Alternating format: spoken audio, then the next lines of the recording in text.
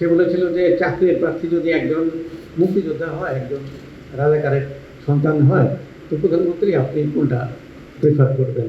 প্রধানমন্ত্রীও বোকার মতো জবাব দিচ্ছে। আমি মনে করি যে তার একটা জবাব দেওয়া উচিত হয়নি। তিনি করলেন কি, পুরো ছাত্র সমাজকে খেপিয়ে দিলেন, তাদেরকে বলেন রাজাকার, রাজাকারের নাতিপুতি।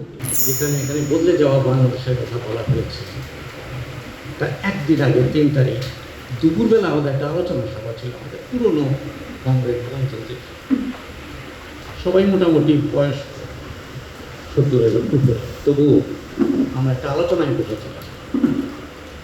কারণ সেই যৌবনকাল থেকে আমরা কিন্তু আমরা মনে করি যে আমার দেশপ্রেম এবং দেশ নিয়ে ভাবি, এবং যে যেখানেই কাজ করি না কেন দেশের মঙ্গলের জন্য কিছু না কিছু করতে চেষ্টা করি, সেজন্য আমরা বসেছিলাম। ওই দিন ওই আলোচনার শোটার পরে বিকেলে এক দফা ঘোষণা হয়েছে আপনার শহীদ মিনার থেকে। তার আগে এক দফা ছিল না। কোটা আন্দোলনের দাবিগুলো ছিল, 4 দফা ছিল, 9 দফা ছিল, রকেট ছিল, ইত্যাদি ইত্যাদি ছিল। এক দফাটা ছিল তখন। ওই সময় যে আলোচনা হয়, তখন আমি সেখানে বলেছিলাম যে শেখ হাসিনা তো কোনো পথ খোলা রাখে নাই। 3টা নির্বাচন উনি চরম কারচুপির ডাকাতি করে জবরদস্তি করে ক্ষমতায় থাকতে চেষ্টা করছেন। এটা হচ্ছে সবচেয়ে বড় অপরাধ, এবং এই জন্যই দেশের মানুষ এত ক্ষিপ্ত, এত ক্ষুব্ধ, এত অসন্তুষ্ট বিরুদ্ধে, এবং মানুষ দলে দলে রাস্তায় নামছে।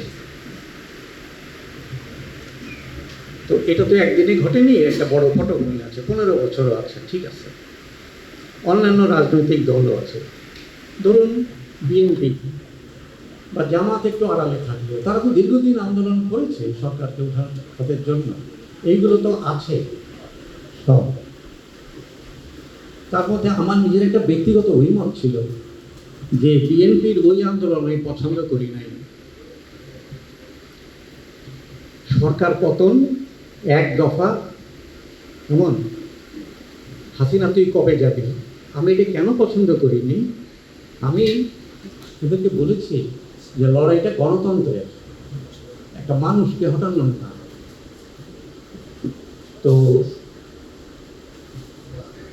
গণতন্ত্রের মানে আপনি সরকার পতন বলবেন, তারপরে আপনি গণতন্ত্রটা কিভাবে করবেন তা কিন্তু জানেন না। কাজেই আপনাকে গণতন্ত্রের লড়াইটা করতে হবে। আমার ব্যক্তিগত এটা, আমার সঙ্গে বিএনপি এবং অনেক বুদ্ধিজীবীরাও একমত হননি, তবু আমি এখনও মনে করি সঠিক, সেটা হচ্ছে যে নির্বাচন বর্জন না করে নির্বাচনে অংশগ্রহণ করে লড়াইটা করা উচিত ছিল। এবং ওই 3 তারিখের মিটিংয়ে এই পটভূমিটা বলে আমি বলেছিলাম যে শেখ হাসিনা যদি ওই প্রেস কনফারেন্সে যে প্রশ্নটা করেছিল, সে আমার বন্ধু, সে বলেছিল যে চাকরির প্রার্থী যদি একজন মুক্তিযোদ্ধা হয়, একজন রাজাকারের সন্তান হয়, তো প্রধানমন্ত্রী আপনি কোনটা প্রেফার করবেন? প্রধানমন্ত্রীও বোকার মতো জবাব দিচ্ছে। আমি মনে করি যে তার একটা জবাব দেওয়া উচিত হয়নি, এবং দিলেও তিনি করলেন কি, পুরো ছাত্র সমাজকে খেপিয়ে দিলেন, তাদেরকে বলেন রাজাকার, রাজাকারের নাতিপুতি, নতুন একটা শব্দ এটা। আমি সেই দিনই প্রমাণ গুনেছি যে পরিস্থিতি খারাপের দিকে যাবে, তখন গেল খারাপের দিকে।